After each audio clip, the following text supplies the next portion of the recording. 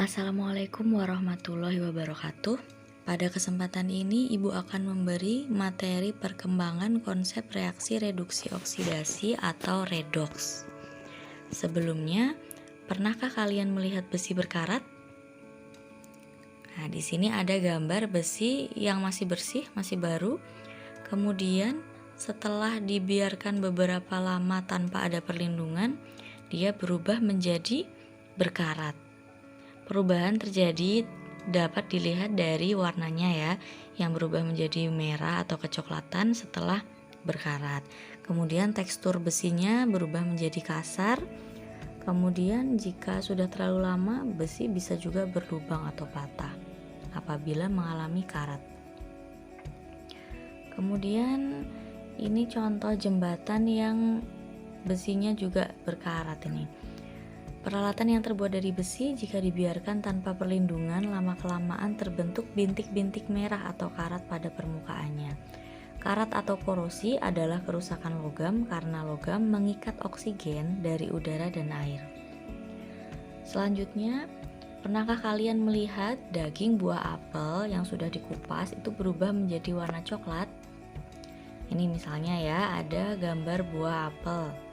Kemudian setelah dikupas, lama-kelamaan buah apelnya menjadi berubah warna dan berubah teksturnya menjadi kisut.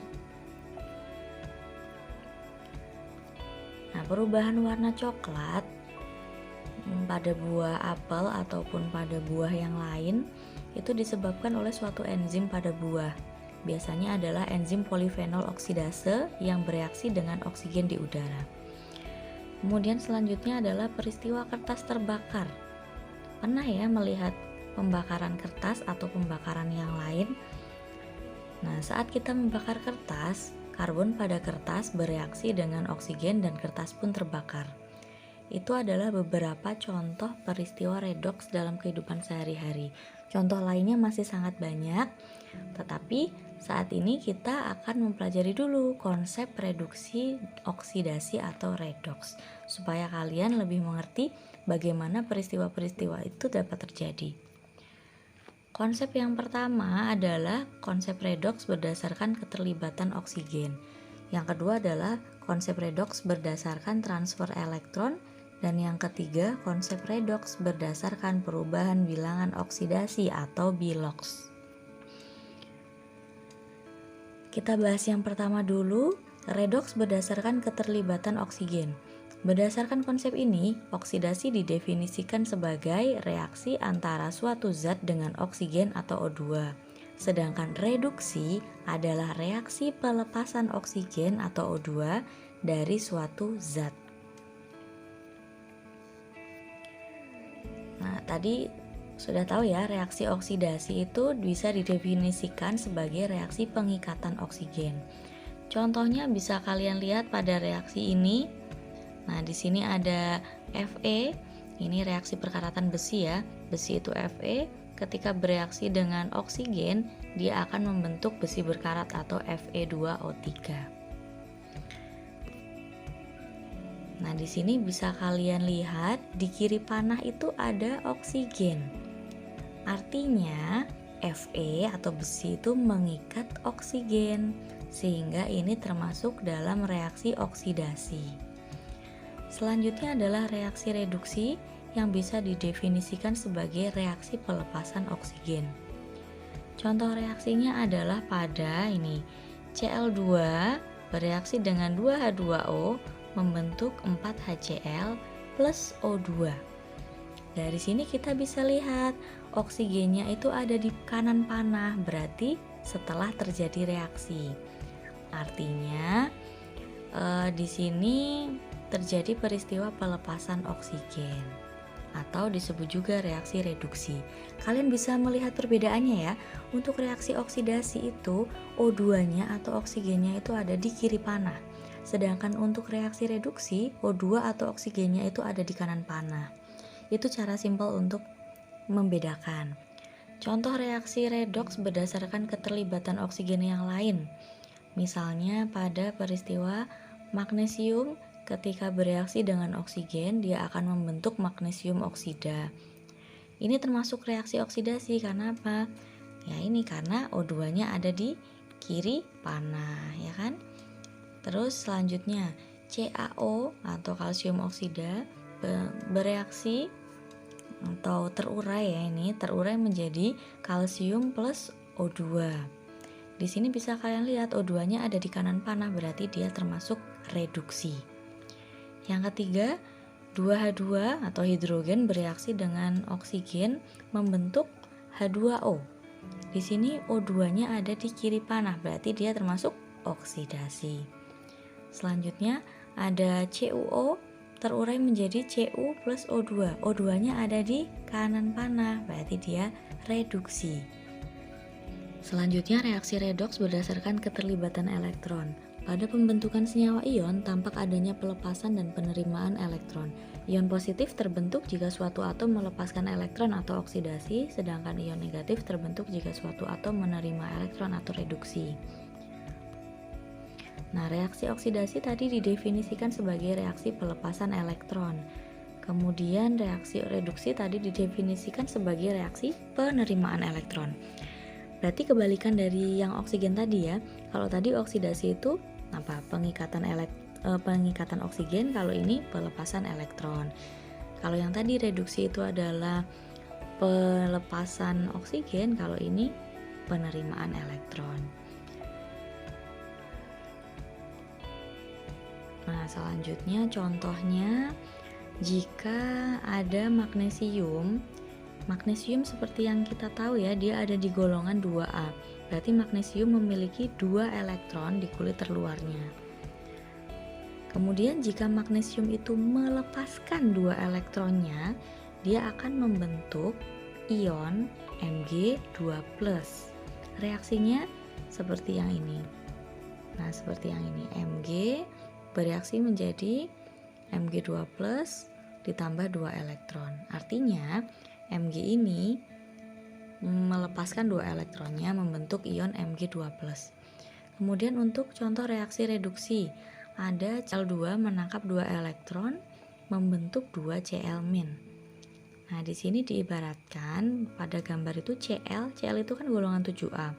Berarti dia golongan 7A untuk menjadi stabil, masing-masing Cl ini membutuhkan 1 elektron untuk stabil. Maka Cl ini masing-masing menangkap 1 elektron. Berarti terbentuk reaksi reduksi. Untuk konsep yang ketiga adalah redoks berdasarkan perubahan biloks atau bilangan oksidasi. Pada konsep ini, oksidasi adalah peningkatan bilangan oksidasi. Kemudian zat yang mengalami oksidasi itu disebut reduktor. Pada reaksi Pb menjadi PbO2, minggu lalu kita sudah mempelajari tentang biloks ya. Pb itu unsur bebas, jadinya dia biloksnya 0. Kemudian untuk O itu kan biloksnya -2. Berarti dicari biloks Pb-nya berapa. Ayo diingat-ingat caranya. Dibuka lagi materi pertemuan minggu lalu ya. Biloks Pb-nya jadinya +4. Dari sini kalian bisa melihat bahwa biloks Pb yang tadinya 0 itu di kanan panah itu menjadi +4, berarti terjadi peningkatan bilangan oksidasi. Kalau terjadi peningkatan biloks artinya dia mengalami oksidasi. Reduktor adalah yang mengalami oksidasi, berarti reduktornya Pb. Kemudian hasil oksidasinya adalah yang di kanan panah, yaitu PbO2. Sedangkan reduksi adalah penurunan bilangan oksidasi atau biloks. Zat yang mengalami reduksi disebut oksidator. Contohnya pada reaksi SnO2 menjadi SnO. O, seperti yang kita tahu biloksnya itu -2. Kemudian ini nanti dicari. Untuk yang di kiri panah Sn itu biloksnya +4, untuk yang di kanan panah biloksnya +2. Dari sini kalian bisa melihat bahwa SnO2, Sn pada kiri panah itu +4, di kanan panah menjadi +2, berarti terjadi penurunan bilangan oksidasi. Kalau terjadi penurunan berarti disebut reduksi. Nah, oksidatornya berarti yang mengalami reduksi apa? SnO2. Kemudian hasil reduksi itu yang di kanan panah yaitu SnO. Untuk reaksi ini juga sama ya. Fe ditambah Cu2+ bereaksi menjadi Fe2+ ditambah Cu. Fe unsur bebas berarti biloxnya 0. Cu2+ dia adalah ion berarti biloxnya +2. Fe2+ dia adalah ion, jumlah ionnya 2 berarti +2 biloxnya. Cu unsur bebas berarti biloxnya 0. Dari sini kalian bisa melihat bahwa Fe yang tadinya biloxnya 0 berubah menjadi +2, berarti terjadi kenaikan bilox. Artinya terjadi peristiwa oksidasi. Sedangkan Cu2+ tadinya kan biloxnya +2, berubah menjadi biloxnya 0. Terjadi penurunan bilox. Artinya dia terjadi peristiwa reduksi. Reduktor itu yang mengalami oksidasi berarti Fe. Hasil oksidasinya adalah yang di kanan panah. Ingat ya, kalau hasil itu letaknya di kanan panah. Hasil oksidasinya Fe2+, kemudian oksidatornya yang mengalami reduksi itu Cu2+, kemudian hasil reduksinya Cu.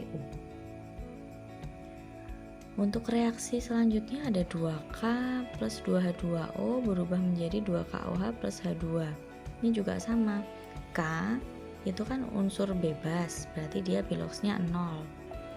Untuk H2O, nah H itu kan biloxnya +1, O itu biloxnya -2. Nah, bereaksi menjadi 2KOH. H biloxnya +1, O biloxnya -2, K biloxnya +1. Sedangkan untuk H2 karena dia unsur bebas berarti biloxnya 0. Dari situ kalian bisa melihat bahwa K tadinya biloxnya 0 berubah menjadi +1, berarti biloxnya naik, artinya oksidasi. Kemudian H yang tadinya +1 dia berubah menjadi 0, biloxnya naik apa turun? Turun. Kalau turun berarti termasuk reduksi. Reduktor itu yang mengalami oksidasi berarti K. Hasil oksidasinya adalah KOH, oksidatornya adalah H2O, kemudian hasil reduksi adalah H2.